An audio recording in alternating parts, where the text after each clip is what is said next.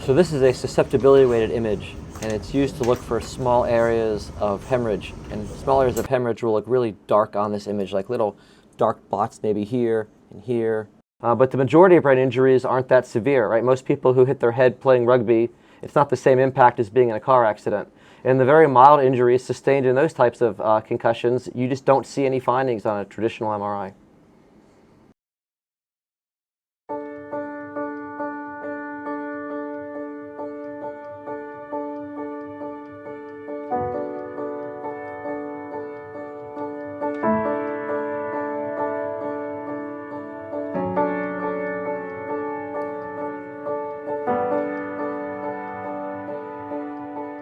In New Zealand, concussion is a very common injury. Here on the eastern cape of the country, in a small town called Gisborne, there's a dedicated group of researchers who are trying to find a way to properly diagnose and monitor concussion recovery with the hopes of achieving better patient outcomes with the use of some quite innovative technology.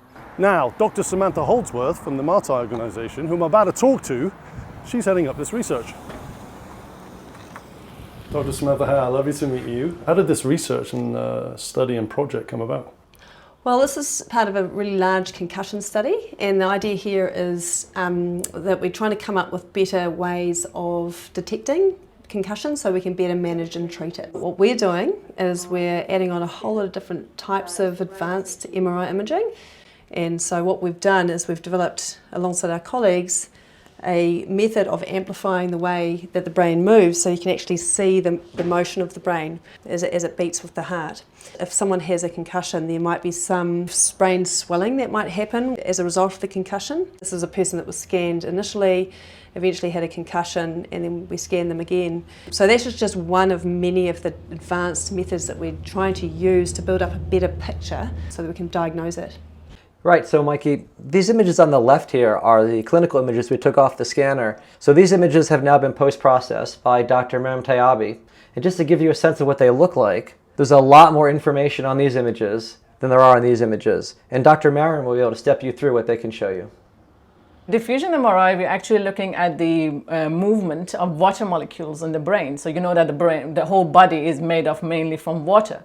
So just movement of this water along these fibers can let us visualize these fiber tracts. That's why this is called the advanced version of MRI, because it's not like typical standard one that you saw before. So the tracts that are more important for us in concussion are 5 tracts. So this tract called corticospinal tract, it's actually connecting the surface of the brain, the cortex of the brain, and to the areas that are actually in charge of the motor function. And the other tracts, they're connecting the front and the back of the brain to each other. They're more in charge of the vision. The main tract that is actually found that is really vulnerable to impacts are this tract called corpus callosum that connect 2 sides of the brain, left and right, to each other. We're looking at a range of different advanced MRI methods, looking at changes in the brain motion, the brain blood flow, alterations in tissue microstructure, alterations in cognitive processes, changes in structural MRI, as well as changes in the brain chemicals. Dr. Aaron, it's lovely to meet you. Tell me a little bit more about the additional information that you are working on in order to inform this project.